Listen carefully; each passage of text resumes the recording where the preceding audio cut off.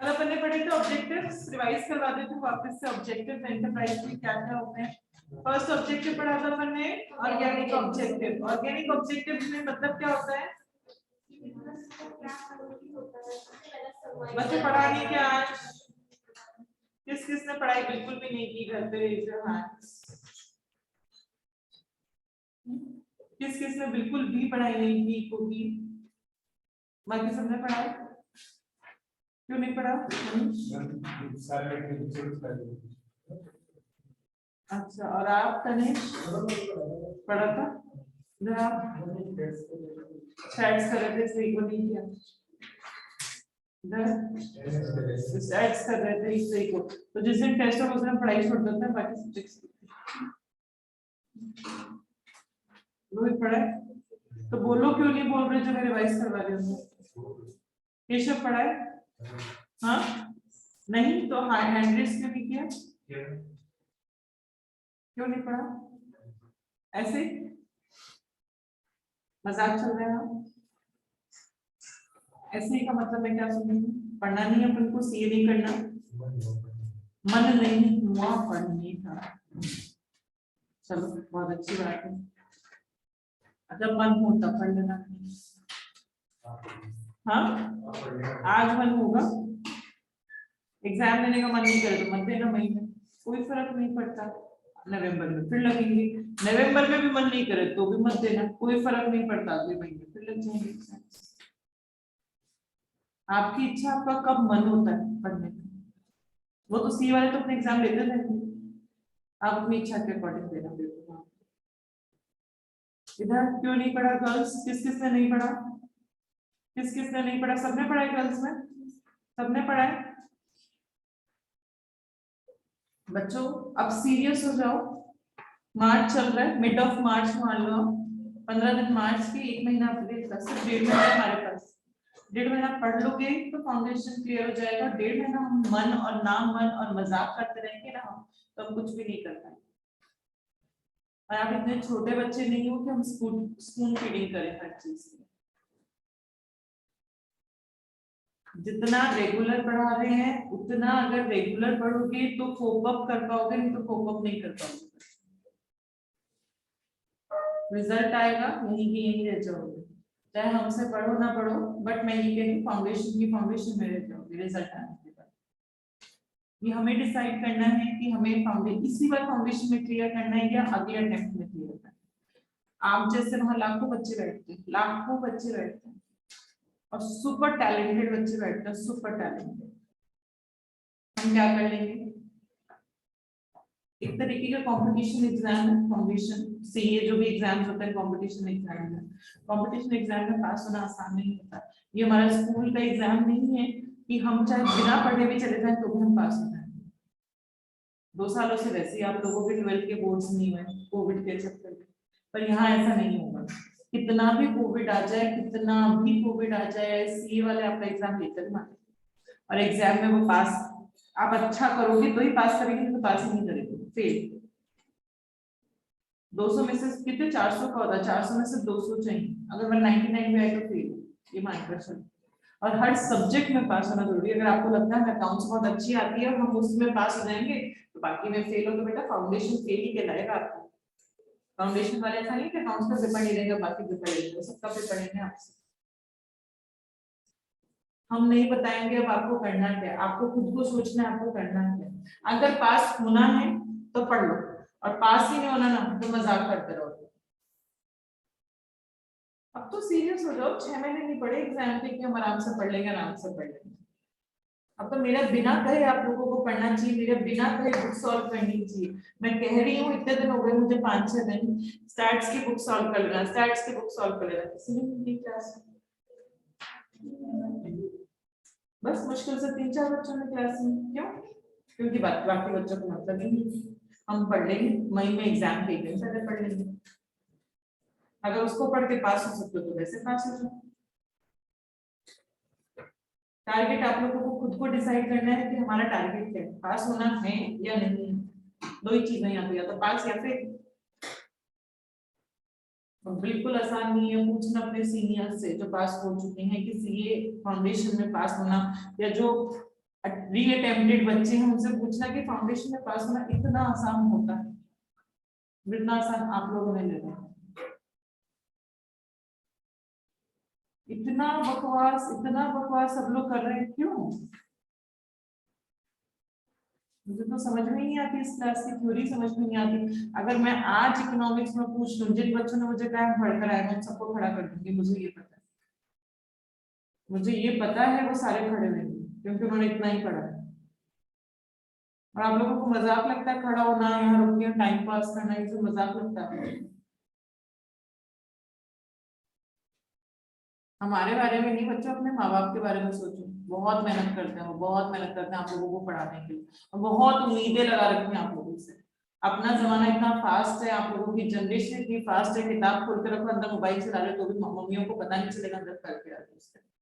और अब तो ऑनलाइन क्लासेस के चक्कर में और बहाने लगा सकते हैं कि हम ऑनलाइन पढ़ रहे हैं, चाहे मोबाइल में गेम भी ना खेलें। आप किसको धोखा दे रहे हो? अपने आप को, अपने पेरेंट्स को, और किसी को धोखा नहीं दे रहे। हमें कोई फर्क नहीं पड़ता, अगर आप सारे के सारे फेल भी हो जाओगे ना तो हमें कोई फर्क नहीं पड़ता। बस सिर्फ धोखा आपको मिलेगा और आपके पेरेंट्स को मिलेगा। जो आपने बहाने लगाया ना, आज केशव ने बहुत अच्छा बहाना लगाया कि मन नहीं किया इसलिए पढ़ नहीं पड़ा। तो ये जो बहाना है ना, ये इसी के ऊपर भारी पड़ने वाला है और किसी के ऊपर भारी नहीं पड़ने वाला है। हम कौन होते हैं फोर्स करने वाले कि पढ़ो पढ़ो पढ़ो पढ़ो पढ़ो। जो पागल बना रहे हो ना, वो सिर्फ खुद को बना रहे हो ये मानकर चलो, और खुद के माँ बाप को बना रहे हो। बहुत दुख होगा उनको अगर आप फेल हो गए तो। पढ़ो पढ़ो, सीरियस हो जाओ तो पढ़ाई को लेकर। चलो, कल हमने पढ़े थे ऑब्जेक्टिव्स। पहला ऑब्जेक्टिव पढ़ा हमने ऑर्गेनिक ऑब्जेक्टिव। ऑर्गेनिक ऑब्जेक्टिव क्या होता है? यहाँ पे इनका एम होता है कि हम सरवाइव कर जाए। अगर हम सरवाइव कर गए तो उसके बाद मेरा एम होता है कि मुझे ग्रोथ और एक्सपेंशन करना है। पहले मेरा एम होता है कि मुझे सरवाइव करना है, फिर मेरा एम होता है कि मुझे ग्रोथ एंड एक्सपेंशन करना है। आरएल पेरिस कहते हैं कि जो आपका एम है वो मैनेजरियल और फाइनेंशियल कंस्ट्रेंट्स में रहते हुए आपको ये एम अचीव करना है। मैनेजरियल का मतलब क्या होता है? आपके पास जितना मैनेजमेंट है, जितने भी लोग काम करने वाले हैं वो, एंड जितना पैसा है उन्हीं के अंदर रहते हुए आपको अपना गोल को अचीव करना है। ओनर्स जो होते हैं उनका एम होता है प्रॉफिट, कैपिटल, मार्केट शेयर, और मैनेजर्स का एम होता है कि हमारी सैलरी ज्यादा होनी चाहिए। आरएल मेरिस कहते हैं कि ये दोनों के जो गोल हैं, इनके गोल डायरेक्टली रिलेटेड होते हैं to the size of the firm. अगर फर्म की साइज बड़ी तो आपकी ग्रोथ ज्यादा, आपकी सैलरी ज्यादा। फर्म की साइज छोटी तो आपकी ग्रोथ कम और आपकी सैलरी कम। यहाँ पे उनका एम प्रॉफिट कमाना नहीं होता, बल्कि उनका एम क्या होता है कि पहले हम सरवाइव कर जाए, और सरवाइव कर जाए तो हम आगे ग्रो और एक्सपेंशन कर सके। नेक्स्ट ऑब्जेक्टिव अपन ने पढ़ा था उसमें, that is economic objective. Economic objective इनका एम क्या होता है? Profit maximization. दो तरीके के प्रॉफिट होते हैं, accounting profit and economic profit. यहाँ पे दो तरह की कॉस्ट होती है, इसको समझने के अपन ने समझी थी, एक एक्सप्लिसिट कॉस्ट और एक इम्प्लिसिट कॉस्ट। एक्सप्लिसिट कॉस्ट कौन सी होती है? जो हमने कुछ खरीदा उसके बदले किसी और को पैसा देना है। फैक्टर्स ऑफ प्रोडक्शन बाहर से खरीदे, उसके बदले जो पैसा देना है उसको एक्सप्लिसिट कॉस्ट कहते हो। इम्प्लिसिट कॉस्ट क्या होती है? इम्प्लिसिट मतलब सेल्फ ओन फैक्टर्स की जो कॉस्ट होती है, हमने खुद का जमीन काम में ले ली, खुद ही लेबर कर ले, खुद की कैपिटल काम में ले ली, तो self own factors of production की जो कॉस्ट होती है उसी को क्या कहा जाता है? इम्प्लिसिट कॉस्ट कहा जाता है। अकाउंटिंग प्रॉफिट के अंदर सिर्फ और सिर्फ एक्सप्लिसिट कॉस्ट माइनस करी जाती है, जबकि इकोनॉमिक प्रॉफिट के अंदर कैलकुलेट करते टाइम हम एक्सप्लिसिट प्लस इम्प्लिसिट दोनों तरह की कॉस्ट को माइनस करते हैं हमेशा, क्योंकि इम्प्लिसिट कॉस्ट माइनस हो रही तो अकाउंटिंग प्रॉफिट की वैल्यू बड़ी आएगी और इकोनॉमिक प्रॉफिट की वैल्यू छोटी आएगी। Then normal profit. Normal profit जो बेसिक सर्वाइवल के लिए जो प्रॉफिट आपको जरूरी है, मतलब आप वेजेस दे पा रहे हो, नॉर्मल रेट ऑफ रिटर्न आपको मिल रहा है, कैपिटल पे आप इंटरेस्ट चुका पा रहे हो, आपने जो रिस्क लिया है एंटरप्रेन्योर्स के बदले नॉर्मल रिवॉर्ड्स अगर उसको मिल रहे हैं जो उसके सर्वाइवल के लिए जरूरी है, उसको तो नॉर्मल प्रॉफिट कहा जाता है। नॉर्मल प्रॉफिट को जीरो इकोनॉमिक प्रॉफिट भी कहते हैं। एक होता है इसके अंदर सुपरनॉर्मल प्रॉफिट। सुपरनॉर्मल प्रॉफिट को अबनॉर्मल प्रॉफिट भी कहा जाता है। जब टीआरटीसी से बड़ा है या नॉर्मल प्रॉफिट से ज्यादा प्रॉफिट होता है उसको सुपरनॉर्मल प्रॉफिट भी कहते हैं। Then utility maximization for two types of firms. जब एंटरप्रेन्योर होता है उसको सिर्फ प्रॉफिट से यूटिलिटी मैक्सिमाइजेशन नहीं मिलेगा, उसने जो अपना लेजर, अपना आराम को जो सैक्रिफाइस किया उसके बदले में भी अगर रिटर्न में उसको कुछ मिलता है तो उसको क्या बोलते हैं कि उसको मैक्सिमम सेटिस्फैक्शन मिलेगा। देन जॉइंट स्टॉक कंपनीज के लिए यूटिलिटी मैक्सिमाइजेशन कब मिलेगा? जब उसका प्रॉफिट ज्यादा हो, सेल्स ज्यादा हो, बड़े-बड़े ऑफिसेस हो। साइरेट एंड मार्क्स कहते हैं कि प्रॉफिट के साथ उसके 4 गोल और होने चाहिए, एक तो प्रोडक्शन का, एक इन्वेंटरी का, एक सेल्स का, एक मार्केट शेयर का गोल और होना चाहिए। नेक्स्ट ऑब्जेक्टिव है हमारा that is social objective. Social मतलब सोसाइटी के बारे में सोचा जाएगा। यहाँ पे आपका एम होता है कि हम स्टैंडर्ड क्वालिटी का सामान बनाएं, प्रॉफिट अवॉइड करें, एंटी सोशल प्रैक्टिसेस ना करो। एंटी सोशल मतलब जो सोसाइटी के लिए हार्मफुल चीजें हैं वो आप मत करो, जैसे कि air pollution, noise pollution, water pollution, जो जिसकी वजह से सोसाइटी को नुकसान हो सकता है वो काम आप मत करो। यहाँ पे उनका एम प्रॉफिट कमाना नहीं होता, यहाँ पे उनका एम होता है कि हम ज्यादा से ज्यादा एम्प्लॉयमेंट अपॉर्चुनिटीज क्रिएट कर सकें लोगों के लिए। एंड एंटरप्राइज की वजह से कोई भी पोल्यूशन ना हो, ना तो एयर, ना वाटर, ना नॉइज पोल्यूशन। तो सोसाइटी को सर्व करने का यहाँ पे उनका मेन एम होता है, प्रॉफिट कमाने का एम नहीं होता। वो लोग ऐसा काम नहीं करेंगे जिसकी वजह से सोसाइटी को नुकसान हो सके। नेक्स्ट है आपका objective that is human objective. Human जो आपका मैन पावर काम करता है ऑर्गेनाइजेशन में, मैन पावर जो काम करता है उसको फेयर डील देना, मतलब जिसकी जितनी कैपेबिलिटी उसको उतना पैसा मिलना चाहिए। अगर किसी बंदे से 10 घंटे काम करवा रहे हो और उसको आप दिन के सिर्फ 100 रुपए दे रहे हो, जबकि वो एजुकेटेड बंदा है, हाईली क्वालिफाइड बंदा है, तो वो चीज नहीं होना चाहिए। आप उस बंदे के साथ फेयर डील करेंगे, जितना आप उससे काम करवा रहे हो उतना उसको रिटर्न में पैसा मिलना चाहिए। आपके ऑर्गेनाइजेशन में अच्छा वर्किंग क्लाइमेट होना चाहिए। To provide employees an opportunity to participate in the decision making, employees के डिसीजन मेकिंग में पार्टिसिपेट करें। और आपका जो जॉब कंटेंट है वो बहुत इंटरेस्टिंग और बहुत चैलेंजिंग जॉब कंटेंट होना चाहिए। इंटरेस्टिंग होगा तभी लोगों को काम करने में मजा आएगा, नहीं तो लोगों को काम करने में मजा नहीं आएगा। तो ह्यूमन ऑब्जेक्टिव मतलब आपके ऑर्गेनाइजेशन में जो मैन पावर काम करता है उससे रिलेटेड यहाँ पे ऑब्जेक्टिव बनाया जाता है। क्या है कि लोगों को फेयर डील प्रोवाइड करवानी है, अच्छा वर्किंग क्लाइमेट होना चाहिए, उनको इन्वॉल्व करो डिसीजन मेकिंग के अंदर, एंड उनका जॉब कंटेंट बहुत इंटरेस्टिंग और बहुत चैलेंजिंग होना चाहिए। लास्ट ऑब्जेक्टिव है that is national objective. National objective मतलब कंट्री से रिलेटेड। यहाँ पे आपका एम क्या हो सकता है? आपका एम है कि मुझे इनइक्वालिटी खत्म करनी है और फेयर अपॉर्चुनिटी देनी है सबके लिए।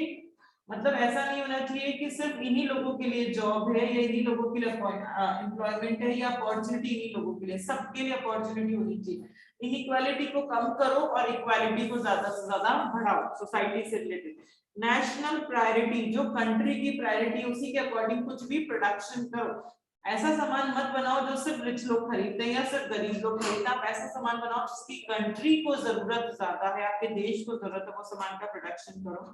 कंट्री को सेल्फ रिलायंट बनाओ। मोदी जी कहते हैं आत्मनिर्भर भारत। आत्मनिर्भर भारत मतलब वो खुद अपना प्रोडक्शन करो, चाइना मेड प्रोडक्ट्स का डिपेंडेंट मत रहो। जो इंडिया में प्रोडक्शन है उस प्रोडक्ट को आप ज्यादा से ज्यादा काम ले लो। तो आप सेल्फ रिलायंट बनाओ, दूसरों पे डिपेंडेंट नहीं रहो। आप यंग लोगों को ज्यादा से ज्यादा ट्रेनिंग दो, क्योंकि यंग लोगों की वजह से आगे फ्यूचर में आपकी कंट्री का ग्रोथ होने वाला है। तो उनको ज्यादा प्रमोट करने की कोशिश करो, यंग पीपल को प्रमोट करने की कोशिश करो। तो आपका नेशनल ऑब्जेक्टिव क्या हो सकता है कि इक्वालिटी को हटाना है और इक्वालिटी को बढ़ाना है। नेशनल प्रायोरिटीज के अकॉर्डिंग कुछ भी प्रोडक्शन करना है। कंट्री को सेल्फ डिपेंडेंट बनाना है, यंग लोगों को ज्यादा प्रमोट करना है। ये 5 आपके ऑब्जेक्टिव हो सकते हैं। क्या क्या ऑब्जेक्टिव पढ़े? ऑर्गेनिक, इसका एम था सरवाइव करना। फिर इकोनॉमिक, जहां पे एम था प्रॉफिट कमाना। फिर था सोशल ऑब्जेक्टिव कि सोसाइटी को नुकसान नहीं होना चाहिए। फिर था ह्यूमन ऑब्जेक्टिव, मैन पावर काम कर रहा है वो खुश होना चाहिए, मोटिवेटेड होना चाहिए। लास्ट था नेशनल ऑब्जेक्टिव कि कंट्री में इनइक्वालिटी कम होनी चाहिए, इक्वालिटी ज्यादा होनी चाहिए। ये 5 एंटरप्राइज के ऑब्जेक्टिव हो सकते हैं। For profit maximizing or objective, an enterprise action may get constrained by many factors. आपका जो एम था इकोनॉमिक ऑब्जेक्टिव क्या था उसमें कि मुझे प्रॉफिट ज्यादा से ज्यादा कमाना है, तो जब आपका एम प्रॉफिट मैक्सिमाइजेशन का होता है तब आपको ये सारी दिक्कतें आ सकती हैं। अगर मेरा एम प्रॉफिट, सिर्फ प्रॉफिट कमाने का एम है तो मेरे को ये सारी दिक्कतें आ सकती है। Lack of knowledge and information. कई बार क्या होता है, फर्म्स को सारे इनपुट्स की प्राइसेस नहीं पता। इनपुट क्या है आपका लैंड, इनपुट क्या है आपका लेबर, इनपुट क्या है आपकी कैपिटल, सपोज इनपुट क्या है आपका रॉ मटेरियल। लेबर, मेरे को नहीं पता मार्केट में लेबर की वेजेस क्या चल रही है, उस लेबर ने मेरे से मांग लिया 700 रुपए दिन के, और जबकि मार्केट में लेबर आपके चल रहे हैं 550 रुपए डे के हिसाब से। अगर मुझे उसकी नॉलेज नहीं है, मुझे इंफॉर्मेशन नहीं है, तो मैं महंगा लेबर हायर कर लूंगी, तो मेरा लेबर महंगा, इनपुट्स महंगे, तो मेरा कॉस्ट ऑफ प्रोडक्शन ज्यादा, कॉस्ट ऑफ प्रोडक्शन ज्यादा तो मेरी प्राइस ज्यादा, प्राइस ज्यादा तो मेरा प्रॉफिट कम हो जाएगा। अगर मुझे नॉलेज नहीं है कि कैपिटल की इंटरेस्ट रेट क्या चल रही है, तो कोई मेरे से ज्यादा इंटरेस्ट रेट भी मांग सकता है। अगर मुझे नॉलेज नहीं है कि अच्छी क्वालिटी का रॉ मटेरियल कहाँ से मिलेगा, जहां पे कम रेंज में और अच्छी क्वालिटी का रॉ मटेरियल मिले, उसकी कैरेक्टरिस्टिक्स के बारे में अगर मुझे पूरी नॉलेज नहीं है, मुझे ये नॉलेज नहीं है कितना रॉ मटेरियल मेरा लग जाएगा, कौन से कलर का लगेगा, कौन सी क्वालिटी का लगेगा, तो मैं क्या पता गलत रॉ मटेरियल यूज में ले लूं। तो अगर आपके पास इंफॉर्मेशन पूरी नहीं है, नॉलेज पूरी नहीं है, तो हो सकता है आप उतना प्रॉफिट ना कमा पाए। अगर वो नॉलेज होती तो आप ज्यादा प्रॉफिट कमा पाते। सेकंड है इसके अंदर constraints such as restriction imposed in the public interest by the state. State कई बार रिस्ट्रिक्शंस लगा देती है प्रोडक्शन पे, प्राइस पे, मूवमेंट ऑफ फैक्टर्स पे, like hindrance of free mobility of labour. जो मैं लाइन करती हूँ ना बच्चों, को आप लोग भी लाइन करते जाओ कि उस वर्ड्स को पढ़ोगे तो आपको पूरा समझ में आ जाएगा। Hindrance of free mobility of the labour and capital. कई बार क्या होता है, गवर्नमेंट रेस्ट्रिक्शंस लगा देती है कि कोई भी यहाँ से यहाँ मूव नहीं कर सकता। फॉर एग्जाम्पल, अगर जैसे सपोज राजस्थान के लेबर सस्ते हैं, फॉर एग्जाम्पल राजस्थान में लेबर क्लास सस्ती मिलती है, या बिहार में लेबर बहुत सस्ते मिलते हैं, तो बिहार की गवर्नमेंट ने रेस्ट्रिक्शन लगा दिया कि कोई भी बंदा ना तो बिहार से कहीं जाएगा ना बिहार में कोई आएगा, बिहार की बाउंड्री को बिहार वाला बंदा क्रॉस नहीं कर सकता। तो उसने उसकी मोबिलिटी, उसके मूवमेंट पे रेस्ट्रिक्शन लगा दिया। तो राजस्थान में अब मैं बिहार वाले लेबर नहीं बुला सकती, अब मुझे राजस्थान वाले लेबर्स को यूज करना पड़ेगा, वो लेबर महंगे है तो मेरी प्रॉफिट कम हो जाएगा। तो कई बार गवर्नमेंट रेस्ट्रिक्शन लगाती है कि कोई भी सामान यहाँ से मूव नहीं कर सकता, उसकी वजह से मैं उतना प्रॉफिट नहीं कमा पाती। कई बार इंफ्रास्ट्रक्चर इनएडिक्वेसी की भी प्रॉब्लम आ जाती है, सप्लाई चेन बॉटलनेक्स की भी प्रॉब्लम आ जाती है। For example frequent power cuts, जैसे कि एक मूवी थी मीटर चालू, बत्ती गुल मीटर चालू, ऐसा कुछ कोई मूवी थी, कभी नाम सुना हो। तो वहां क्या था कि वहां पे लाइट आती ही नहीं थी। अगर आपने ऐसे गांव में या छोटी सी जगह में आपने अपना प्रोडक्शन स्टार्ट कर दिया प्रॉफिट कमाने के लिए, पर वहां लाइट ही नहीं आती, तो आपका बैटरी बैकअप भी कितना साथ देगा, आपका इन्वर्टर भी कितना साथ देगा। अगर आप वैसे प्रोडक्शन, आपकी कैपेसिटी है कि आप 18 घंटे काम कर सकते हो, पर आपकी नहीं लाइट आने के चक्कर में और बैकअप पावर के साथ आप सिर्फ 5 घंटे काम कर पा रहे हो, तो जो हम 18 घंटे से पैसा कमा पाते, प्रॉफिट कमा पाते, वो 5 घंटे से कभी भी प्रॉफिट नहीं कमा सकती। तो कई बार इंफ्रास्ट्रक्चर की दिक्कतें होती हैं, उसकी वजह से आप उतना प्रॉफिट नहीं कमा पाते। अगर आप बहुत छोटे गांव में रहते हो जहाँ बहुत छोटी छोटी गलियां हैं, अगर आप रॉ मटेरियल मंगा रहे हो, बड़े बड़े ट्रक्स मंगा रहे हो, तो वो ट्रक उस गली में एंटर नहीं कर सकते, तो बहुत दूर कोई 20 किलोमीटर वो ट्रक रुकेगा, वहां से गाड़ी अनलोड होगी, फिर दोबारा किसी और में लोड होगी छोटी गाड़ी में, फिर दोबारा मेरे पास आएगी, फिर दोबारा अनलोड होगी, तो समय कितना लग गया इस रॉ मटेरियल को मेरे पास तक पहुंचने में। तो समय के कारण मैं उतना प्रोडक्शन नहीं कर पाऊंगी जितना मैं पहले कर पाती, उसकी वजह से हो सकता है मुझे उतना प्रॉफिट ना मिले। तो आपकी इंफ्रास्ट्रक्चर की प्रॉब्लम हो सकती है। Irregular supply of raw material या non availability of proper transportation available नहीं है, तो उसकी वजह से आप प्रॉफिट नहीं कमा सकते। इन्फ्लेशन, इंटरेस्ट रेट बढ़ गई, unfavourable exchange rates fluctuation causes increases raw material capital labour cost and affects budget and financial plan. Inflation आ गया, महंगाई आ गई, तो रॉ मटेरियल की कॉस्ट बढ़ गई, कैपिटल की और लेबर की कॉस्ट बढ़ गई। जब सब कुछ फैक्टर्स ऑफ इनपुट, मेरा फैक्टर्स ऑफ प्रोडक्शन महंगे हो गए, तो मेरी कॉस्ट ज्यादा, कॉस्ट ज्यादा तो प्राइस ज्यादा, प्राइस ज्यादा तो प्रॉफिट कम हो जाएगा।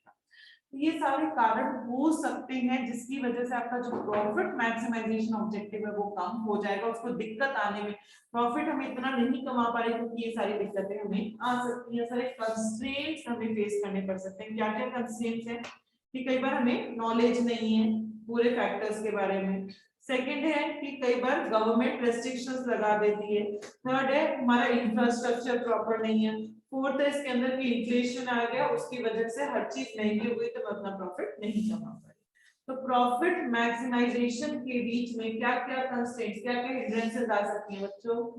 Lack of knowledge, restriction by the government, infrastructure problem and inflation. Enterprise problems, enterprise कोई भी एंटरप्राइज, जब भी आप कोई भी बिजनेस शुरू करते हो, कोई भी बिजनेस शुरू करते हो, चाहे आप छोटी सी चाय की दुकान शुरू करो, चाहे बहुत बड़ा मैन्युफैक्चरिंग सेक्टर डाल दो, शुरू करते हैं पूरे through out the life time, जब तक वो बंद नहीं होता तब तक उस बिजनेस में कोई ना कोई दिक्कत आती रहती है। कोई भी बिजनेस कभी भी स्मूथली रन नहीं कर सकता, चाहे छोटी सी दुकान हो चाहे बड़ी मैन्युफैक्चरिंग सेक्टर हो। शुरू करने से खत्म होने तक में उसमें कोई हमेशा प्रॉब्लम्स चलती रहती है। क्या क्या प्रॉब्लम्स आती रहती है एंटरप्राइज के अंदर? Problems relating to the objective.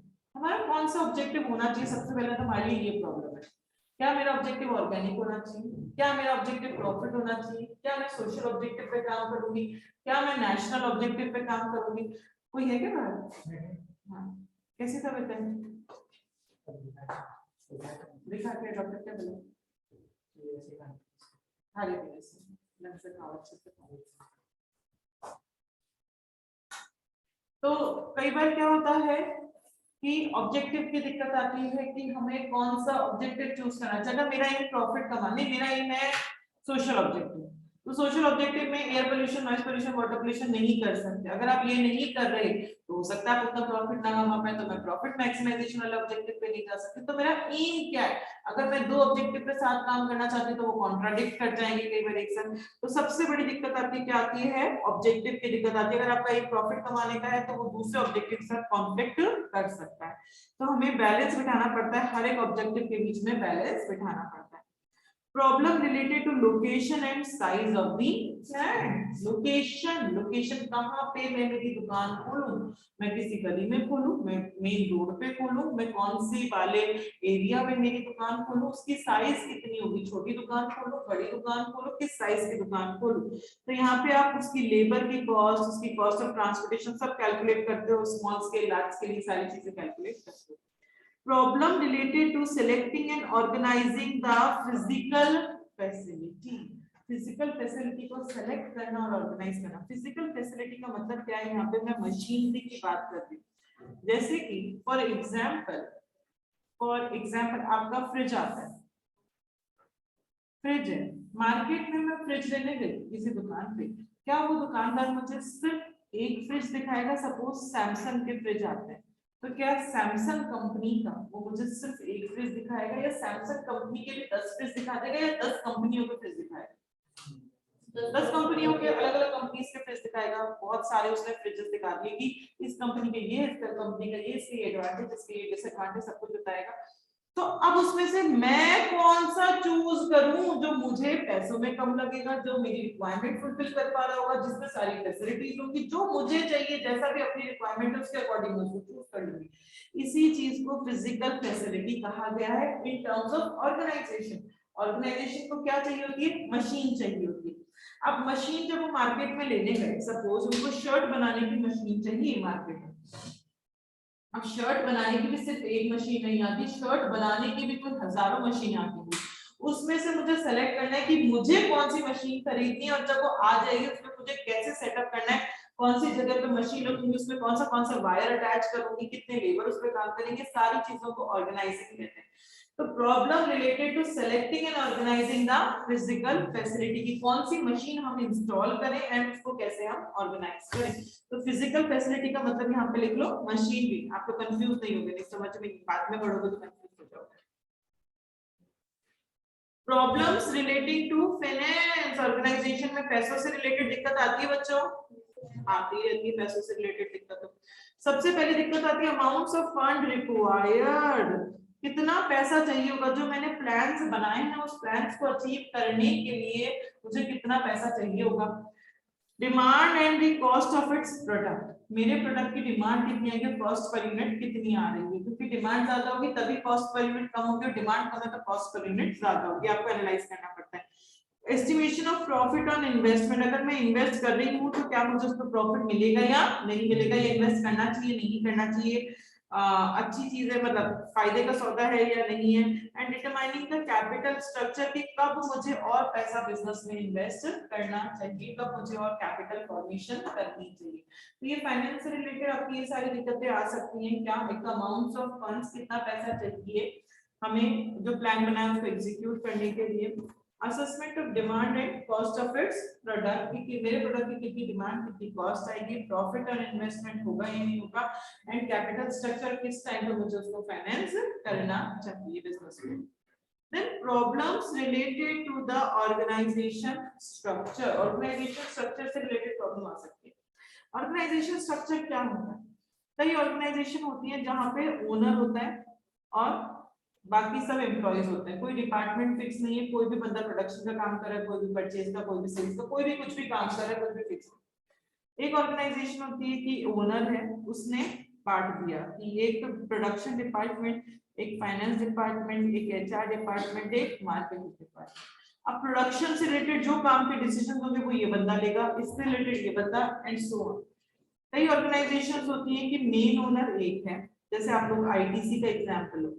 ITC जो कंपनी है उसके 3 काम है, एक तो वो होटल्स है उसके, एक उसका टोबैको का काम है, एक उसकी स्टेशनरी का काम है, 3 मेन काम है। उसने इस 3 का, होटल के अंदर भी उसका प्रोडक्शन डिपार्टमेंट, उसका मार्केटिंग, उसका फाइनेंस, उसका एचआर, इसके अंदर इसका प्रोडक्शन मार्केटिंग फाइनेंस एचआर, ये आपका क्या है, एक ये स्ट्रक्चर हो गया, एक ये स्ट्रक्चर हो गया, एक ये स्ट्रक्चर हो गया।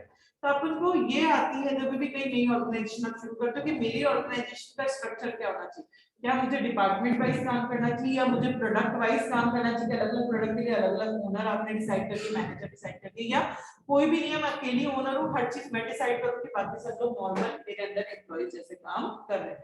तो आपकी ऑर्गेनाइजेशन स्ट्रक्चर की भी दिक्कत आ सकती है। Problems related to the marketing, BSc में पढ़ते होंगे 12th में, मार्केटिंग में 4 P होते हैं, प्रोडक्ट, प्राइस, प्लेस, प्रमोशन। तो प्रोडक्ट से रिलेटेड आपकी प्रॉब्लम आती है कि प्रोडक्ट की क्या क्वालिटी होनी चाहिए, क्या डिजाइन हम रखेंगे, क्या ब्रांड रखेंगे प्रोडक्ट का।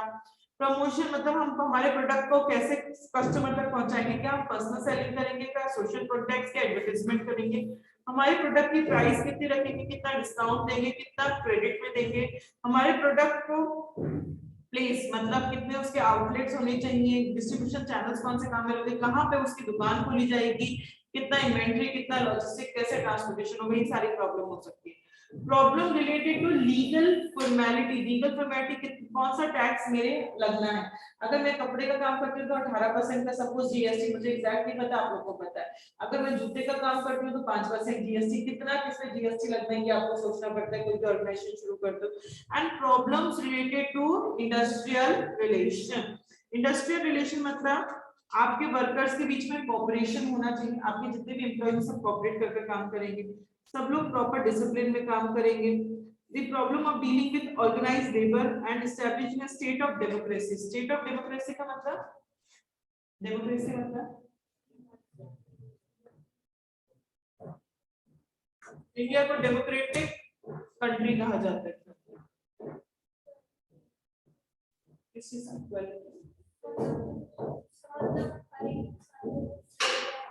फ्री है, राइट टू से, आप कुछ भी चाहो जो चाहो जिसके बारे में बोल सकता है, यहाँ पे कोई भी बंदा मोदी के बारे में कुछ भी बोल पा रहा है, टीवी पे न्यूज में आता है।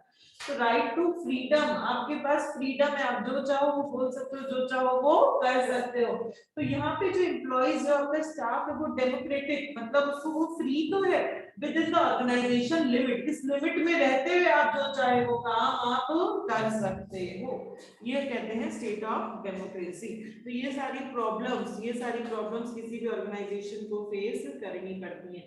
तो क्या क्या प्रॉब्लम्स पड़ी, एंटरप्राइज के कंस्ट्रेंट पूछे जाए तो कंस्ट्रेंट वो लिखना है जो प्रॉफिट मैक्सिमाइजेशन को से कंस्ट्रेंट है, पर अगर एंटरप्राइज की प्रॉब्लम्स पूछी जाए तो प्रॉब्लम्स में अपन को ये मेंशन करना है। प्रॉब्लम्स क्या क्या है, सबसे पहली प्रॉब्लम है रिलेटिंग टू द ऑब्जेक्टिव, कि अगर मैं प्रॉफिट ऑब्जेक्टिव चूज करती हूँ तो बाकी सबसे कॉन्फ्लिक्ट कर जाती हूँ, तो हार्मनी, कोऑर्डिनेशन, लिंकिंग होनी चाहिए, सारे ऑब्जेक्टिव्स के बीच में बैलेंस होना चाहिए। Problems related to location and the size of the brand, location मतलब कहां पे खोलूं, कहां लेबर सस्ती मिलेगी, कहां रॉ मटेरियल सस्ता मिलेगा, साइज छोटी बोलूं या बड़ी होनी चाहिए मेरी organisation. Problems related to selecting and organising physical facility, आपकी जो मशीन की है, कौन सी मशीन की आप चूज कर रहे हो, स्पेशलाइज चूज कर रहे हो या नॉर्मल मशीन चूज कर रहे हो, एंड उसको ऑर्गेनाइज कैसे करोगे, उसको सेटअप इंस्टॉल कैसे करोगे। Problems related to finance, finance में हम देखते हैं amount of funds required, demand and cost of its production, profit on investment and capital structure and financing. Problems related to organisation structure, कि मेरा स्ट्रक्चर कैसा होना चाहिए। रिलेटेड टू मार्केटिंग, मार्केटिंग मतलब 4P, product, price, place, promotion, कि क्या product का brand होना चाहिए, प्राइस ज्यादा रखें कम रखें, किस जगह पे दुकान खोले हैं, उसकी प्रमोशन कैसे करें, पर्सनल सेलिंग से करें या सोशल कॉन्टैक्ट से, एडवर्टाइजमेंट या publicity. Problems related to legal formality, कि मेरा कौन सा टैक्स लगेगा, जीएसटी लगेगा या क्या लगेगा। And problems related to industrial relation, कि आपके वर्कर्स के बीच में कोऑपरेशन बिठाना, सब लोग प्रॉपर डिसिप्लिन में काम करेंगे, स्टेट ऑफ डेमोक्रेसी होनी चाहिए ना, आप ऑर्गेनाइज लेवल के साथ हमेशा डील करेंगे। तो ये अपन ने एंटरप्राइज के ऑब्जेक्टिव्स पढ़ लिए, उसके कंस्ट्रेंट्स पढ़ लिए और उसकी प्रॉब्लम्स पढ़ ली। बीच में अपना एक टॉपिक रह गया, that is economies and diseconomies of scale. Returns to scale जहां खत्म हुआ, उसके बाद एक टॉपिक रह गया, that is economies and diseconomies of scale, page number 64।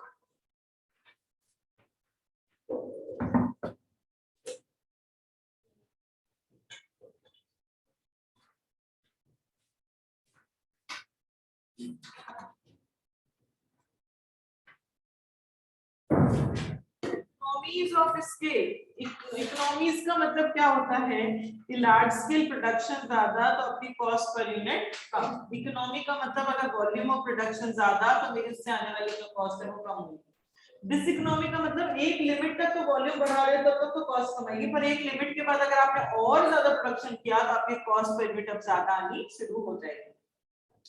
Economy मतलब उसकी पॉजिटिव सेंस में बात करेंगे, डिसइकोनॉमी मतलब उसकी नेगेटिव सेंस में बात करेंगे। यहाँ वर्ड स्केल लिखा है, मतलब यहाँ पे किसकी बात करी जा रही है, लॉन्ग रन की बात करी जा रही है, जहाँ पे हम मशीन को भी बढ़ा सकते हैं और हम लेबर को भी बढ़ा सकते हैं। तो लॉन्ग रन में अगर आप वॉल्यूम ऑफ प्रोडक्शन ज्यादा करते हो तो कॉस्ट पर यूनिट कम आएगी। लॉन्ग रन में एक लिमिट के बाद अगर वॉल्यूम ऑफ प्रोडक्शन ज्यादा करते हो तो आपकी कॉस्ट पर यूनिट ज्यादा आनी शुरू हो जाएगी। दो तरह की इकोनॉमीज होती है, एक तो इंटरनल और एक एक्सटर्नल इकोनॉमीज। इंटरनल मतलब एक फर्म की बातें की जाती हैं कि अगर एक फर्म अपना आउटपुट बढ़ा रही तो उस फर्म की कॉस्ट पर यूनिट कम आएगी। इंटरनल मतलब सिर्फ एक फर्म की बात कर रही हूँ कि मेरी ऑर्गेनाइजेशन, मेरी फैक्ट्री में अगर प्रोडक्शन ज्यादा हो रहा है तो मेरी फर्स्ट यूनिट कॉस्ट कम आएगी, मैं सिर्फ मेरी इंडिविजुअल की बात करती हूँ।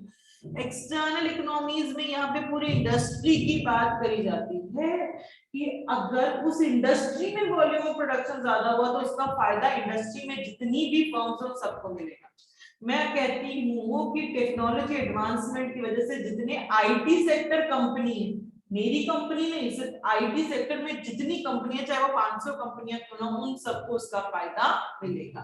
तो यहाँ पे सबकी बातें की जाती है एक्सटर्नल में, और इंटरनल में सिर्फ एक की बात करी जाती है। Internal economies and डिसइकोनॉमीज।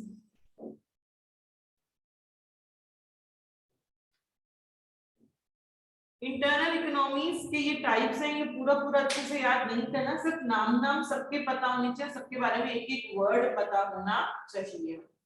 इनके नाम इंटरनल 5-6 हैं, वो नाम पता होना चाहिए। इकोनॉमी का मतलब फायदा और डिसइकोनॉमी का मतलब नुकसान, आपको पता चल गया। इकोनॉमी का मतलब वॉल्यूम ऑफ प्रोडक्शन ज्यादा तो कॉस्ट पर यूनिट कम, और डिसइकोनॉमी का मतलब वॉल्यूम ऑफ प्रोडक्शन ज्यादा तो कॉस्ट पर यूनिट भी ज्यादा। पहली है इसके अंदर technical economy and diseconomy. Technical economy and diseconomy, जैसे जैसे आप वॉल्यूम ऑफ प्रोडक्शन बढ़ाते हो तो आप ज्यादा स्पेशलाइज्ड फैक्टर्स को काम में दे सकते हो, मतलब मैं स्पेशलाइज्ड मशीनरी काम में ले सकता हूँ। स्पेशलाइज्ड मशीनरी का मतलब क्या होता है, जो मशीन जिस काम में अच्छी है अगर आप उसी मशीन को यूज में ले रहे हैं तो आपकी कॉस्ट पर यूनिट ऑटोमेटिकली कम आएगी। एक तो जनरल मशीन है और एक स्पेसिफिक मशीन है। जनरल मशीन तो सारा काम कर रही है, स्पेसिफिक मशीन सिर्फ वही काम कर रही है जो उसको आता है, तो अगर उससे वही काम करवाया जाएगा तो आपकी कॉस्ट पर यूनिट कम आना शुरू हो जाएगी। एफिशिएंट मशीनरी काम में लोगे तो आपकी कॉस्ट पर यूनिट, और इसमें अगर आप वॉल्यूम ऑफ प्रोडक्शन बढ़ाते हो तो आप डिवीजन ऑफ लेबर भी कर सकते हो। डिवीजन ऑफ लेबर मतलब मुझे काम ज्यादा करने के लिए ज्यादा लेबर चाहिए, ज्यादा लेबर चाहिए तो मैं काम को बांट सकती हूँ कि अगर इस बंदे को डिजाइनिंग अच्छी आती है उसको डिजाइनिंग का काम दे दिया, इस बंदे को परचेसिंग अच्छी आती है उसको परचेसिंग का काम दे दिया, इस बंदे को मार्केटिंग अच्छी आती है उसको मार्केटिंग का काम दे दिया। तो जिसको जो काम आता है मैंने उसको वो काम दे दिया, तो उससे मेरी क्या होगी, कॉस्ट पर यूनिट कम आना शुरू हो जाएगी। तो अगर लार्ज स्केल प्रोडक्शन आप करते हो तो आप स्पेशलाइज्ड मशीनरी को काम में ले सकते हो एंड आपके डिवीजन ऑफ लेबर भी कर सकते हो, इससे आपकी कॉस्ट पर यूनिट कम आएगी। इसका डिसइकोनॉमी क्या कहता है कि एक लेवल के बाद अगर आप और अपना प्रोडक्शन बढ़ाते हैं तो उन सबको डिफिकल्ट करना बहुत मुश्किल हो जाएगा, डिफिकल्टी ऑफ मैनेजमेंट। मेरी ऑर्गेनाइजेशन के अंदर मैंने 100 एम्प्लॉइज तक हायर कर लिए, अब मैं 50,000 अगर एम्प्लॉइज हायर करती हूँ, 1,000 एम्प्लॉइज हायर करती हूँ, तो उन सबके बीच में कोऑर्डिनेशन बिठाना बहुत मुश्किल हो जाएगा। जब सब लोग कोऑर्डिनेटेड होकर काम नहीं करेंगे तो आपकी कॉस्ट पर यूनिट धीरे धीरे ज्यादा आनी शुरू हो जाएगी। तो टेक्निकल में specialised machinery and division of labour. Managerial economies and diseconomies. Managerial economy मतलब आपने वैसे तो यहाँ पे डिवीजन ऑफ लेबर कर दिया, डिवीजन ऑफ लेबर कर दिया, अब आप क्या कर सकते हो यहाँ पे कि अपने डिपार्टमेंट वाइज वही सेम डिवीजन ऑफ लेबर ही कह रहा है यहाँ पे मैनेजरियल के अंदर कि आपका आउटपुट बढ़ रहा है तो आप डिवीजन ऑफ लेबर कर सकते हो, प्रोडक्शन डिपार्टमेंट के लिए प्रोडक्शन मैनेजर, सेल्स डिपार्टमेंट के लिए सेल्स मैनेजर। अगर अपन और ज्यादा स्केल ऑफ प्रोडक्शन बढ़ाते हैं तो इन डिपार्टमेंट को और सब डिपार्टमेंट में डिवाइड कर सकते हैं। लाइक सेल्स को डिपार्टमेंट को मैंने डिवाइड कर दिया एडवर्टाइजमेंट एंड कस्टमर सर्विस। जैसे सीईओ उसके अंदर उसने डिपार्टमेंट बना दिया production, finance, HR, marketing. Marketing को मैंने कह दिया ये बंदा एडवर्टाइजमेंट का काम संभालेगा, ये बंदा कस्टमर को सपोर्ट करेगा। तो आप डिपार्टमेंट के अंदर और सब डिपार्टमेंट्स बना सकते हो। सब डिपार्टमेंट, अब यहाँ पे एडवर्टाइजमेंट वाला बंदा इसी चीज में स्पेशलाइज्ड है तो आपकी धीरे धीरे कॉस्ट पर यूनिट कम आएगी। और अगर इसके अंदर और मैंने 3 सब डिपार्टमेंट और उसके अंदर और सब डिपार्टमेंट बढ़ाती जा रही तो इतने सारे सब डिपार्टमेंट्स अगर हो जाएंगे तो उनके बीच में कम्युनिकेशन करना, कोऑर्डिनेशन बिठाना बहुत मुश्किल हो जाएगा। तो एक लेवल के बाद कॉस्ट पर यूनिट ज्यादा आनी शुरू हो जाएगी। तो मैनेजरियल का मतलब डिवीजन ऑफ लेबर कर रहे हो कि एक लिमिट तक तो आप डिवाइड कर सकते हो, डिपार्टमेंट को भी सब डिपार्टमेंट्स में डिवाइड कर सकते हो। स्पेशलाइज बंदा स्पेशलाइज काम करेगा तो कॉस्ट पर यूनिट कम आएगी। पर एक लिमिट के बाद अगर आप और डिपार्टमेंट वाइज डिवाइड करते जा रहे हो तो उनके बीच में कम्युनिकेशन, कोऑर्डिनेशन बिठाना बहुत मुश्किल हो जाएगा। तो धीरे धीरे आपकी कॉस्ट पर यूनिट क्या हो जाएगी, ज्यादा आनी शुरू हो जाएगी। ठीक है, नेक्स्ट है इसके अंदर commercial economies and diseconomy. Commercial का मतलब जब हम लार्ज स्केल प्रोडक्शन कर रहे हैं तो मुझे बल्क में रॉ मटेरियल चाहिए, बल्क में रॉ मटेरियल चाहिए। मैं बल्क में रॉ मटेरियल को ऑर्डर करूंगी तो वो मुझे सस्ता देगा क्योंकि उसका वॉल्यूम प्रोडक्शन ज्यादा हो रहा है। अगर मेरे को ज्यादा प्रोडक्शन करना है तो मुझे ज्यादा रॉ मटेरियल चाहिए। ज्यादा रॉ मटेरियल के लिए मैंने उससे ऑर्डर किया सप्लायर से, सप्लायर का प्रोडक्शन ज्यादा होगा रॉ मटेरियल का तो उसकी कॉस्ट पर यूनिट कम आएगी, तो मुझे सस्ते में कम प्राइस में वही रॉ मटेरियल को दे पाएगा। तो आप अगर बल्क में कुछ भी ऑर्डर करते हो तो आपको वो सस्ता मिलेगा तो कॉस्ट कम, कॉस्ट पर यूनिट आपकी कमाना शुरू हो जाएगी। ठीक है,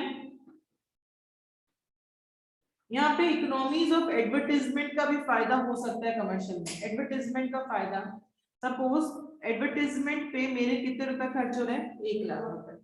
अब मैंने अगर 20,000 यूनिट बनाई तो भी मेरे कितने रुपए खर्च हो रहे हैं, 1 लाख। अगर मैंने 40,000 यूनिट बनाई तो भी कितने खर्च हो रहे हैं, 1 लाख। और अगर मैंने 60,000 यूनिट बनाई तो भी कितने खर्च हो रहे हैं, 1 लाख। तो यहाँ पे एडवर्टाइजमेंट का भी आपको फायदा हो रहा है। उस एडवर्टाइजमेंट की धीरे धीरे आपकी, अगर आप वॉल्यूम ऑफ प्रोडक्शन बढ़ाते हो तो आपकी एडवर्टाइजमेंट की पर यूनिट कॉस्ट कम आना शुरू हो जाएगी, उसमें से आपको प्रॉफिट ज्यादा आना शुरू हो जाएगा। इसका डिसइकोनॉमी के एक टाइम के बाद आपको कॉस्ट पर यूनिट ज्यादा आनी शुरू हो जाएगी। नेक्स्ट है इसके अंदर फाइनेंशियल इकोनॉमीज एंड डिसइकोनॉमी।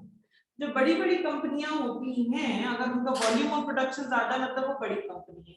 जब बड़ी कंपनी है तो वो बैंक से आसानी से लोन ले सकती है क्योंकि बैंक को उन पे भरोसा है कि बैंक कह सकता है कि ये लोग मुझे पैसा आसानी से चुका देंगे। तो वो लोग को अगर बैंक से लोन लेना है तो बैंक से वो आसानी से लोन ले सकती है। बैंक से ज्यादा लोन लेंगे तो ज्यादा प्रोडक्शन करेंगे, ज्यादा प्रोडक्शन तो अपनी कॉस्ट पर यूनिट कमाना शुरू हो जाएगी।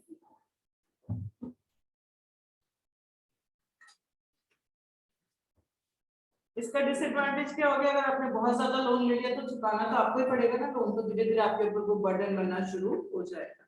नेक्स्ट है risk bearing economies and diseconomy. Risk bearing, risk, अगर आप रिस्क ज्यादा लेते हो मतलब तो आपका वॉल्यूम प्रोडक्शन ज्यादा तो आपकी कॉस्ट पर यूनिट कम। अगर मैं रिस्क लेने के लिए तैयार हूँ कि कोविड के बाद मेरा सामान बहुत बिकेगा, तो मैंने रिस्क लिया तो मैंने उस टाइम पे प्रोडक्शन ज्यादा किया तो मेरी कॉस्ट पर यूनिट कम आ गई। रिस्क डाइवर्सिफिकेशन के टर्म्स में भी रिस्क हो सकता है। डाइवर्सिफिकेशन का मतलब होता है कुछ भी नया प्रोडक्ट पे काम करना। अगर आपने नया प्रोडक्ट पे काम किया उसमें रिस्क है कि वो नया प्रोडक्ट चल जाए मार्केट में या बिल्कुल नहीं चले। अगर चल गया, बहुत चल गया, तो आपको फायदा ज्यादा होगा, आपकी कॉस्ट पर यूनिट कम आनी शुरू हो जाएगी। तो बिल्कुल नहीं चला तो आपकी कॉस्ट पर यूनिट ज्यादा आनी शुरू हो जाएगी, क्योंकि अगर चल गया तो डिमांड ज्यादा तो कॉस्ट पर यूनिट कम, नहीं चला तो डिमांड कम तो कॉस्ट पर यूनिट ज्यादा। तो रिस्क आपको लेना पड़ता है, रिस्क की वजह से भी आपको इकोनॉमी या डिसइकोनॉमी हो सकती है। एंड लास्ट है इंटरनल इकोनॉमीज के अंदर, that is economies of information.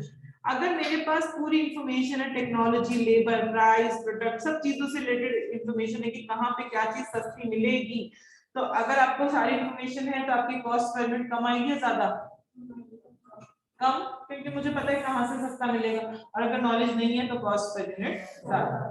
तो ये सारे आपके क्या है, इंटरनल इकोनॉमीज है। इंटरनल इकोनॉमीज में पहली इकोनॉमी आपने कौन सी पढ़ी, दैट इज टेक्निकल इकोनॉमी। यहाँ पर ने बात की स्पेशलाइज्ड मशीनरी और स्पेशलाइज्ड लेबर की। देन सेकंड अपना मैनेजरियल, वहां पे अपने डिवीजन ऑफ लेबर कर दिया, डिपार्टमेंट के अंदर भी सब डिपार्टमेंट बना दिए। नेक्स्ट है अपना कमर्शियल, जहां पे अपन बल्क में रॉ मटेरियल खरीद रहे हैं तो हमें सस्ता पड़ रहा है वो रॉ मटेरियल, एंड इन्वेस्टमेंट की कॉस्ट भी मेरी कम आ रही है। नेक्स्ट है इसके अंदर दैट इज फाइनेंशियल इकोनॉमी, बड़ी बड़ी कंपनीज बैंक से आसानी से लोन ले सकते हैं कम रेट ऑफ इंटरेस्ट के ऊपर।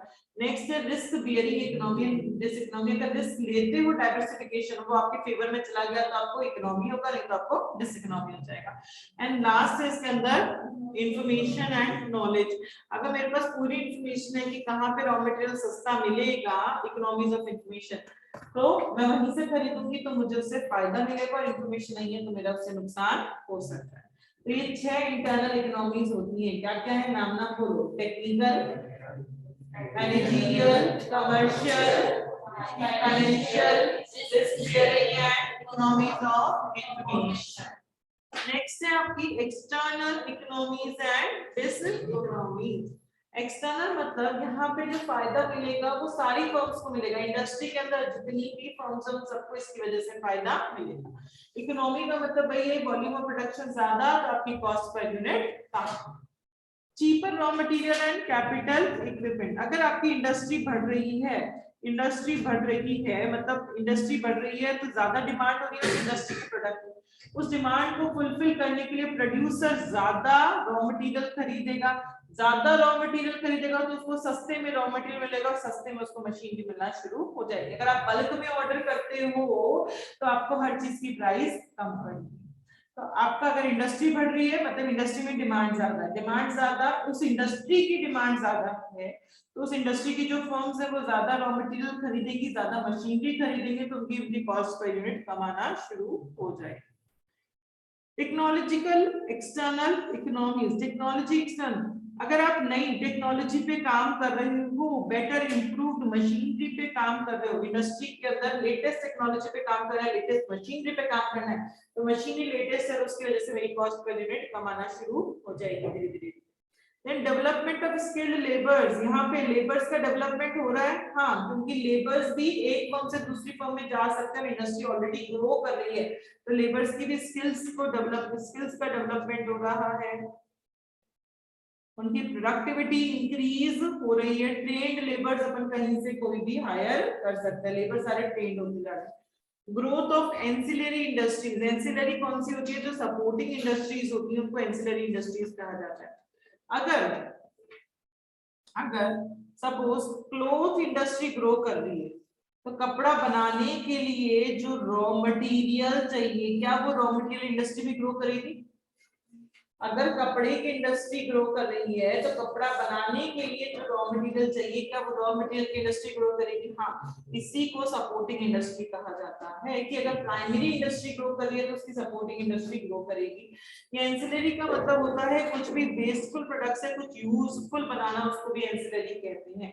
जो इंडस्ट्रीज वेस्टफुल प्रोडक्ट से कुछ यूजफुल चीजें बनाती हैं, अगर कपड़ा ग्रो कर रहा है तो कपड़े से निकलने वाला वेस्ट भी ज्यादा होता जा रहा है, उस वेस्ट को वो लोग यूज कर कुछ ना कुछ यूजफुल बनाते जाएंगे, तो एंसिलरी इंडस्ट्रीज जो उनकी भी ग्रोथ होती जा रही है, इससे आपकी कॉस्ट पर यूनिट कम आएगी।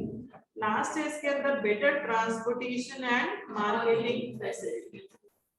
The expansion of an industry resulting from entry of the new firms and may make possible the development of transportation making network to a great extent. जितनी ज्यादा फर्म्स जुड़ेंगी इंडस्ट्री के अंदर उतना ही अच्छा transportation होगा, उतना ही अच्छा नेटवर्किंग होगी, उसकी वजह से कॉस्ट पर यूनिट उतनी ही कम आना शुरू हो जाएगी। आजकल कम्युनिकेशन मॉडर्नाइज्ड होता जा रहा है, इससे आपका जो इन्फॉर्मेशन है वो बेटर और कहीं से किसी भी वक्त कोई भी इन्फॉर्मेशन पहुंचाई जा सकती है, स्पीडली इन्फॉर्मेशन पहुंचाई जा सकती है।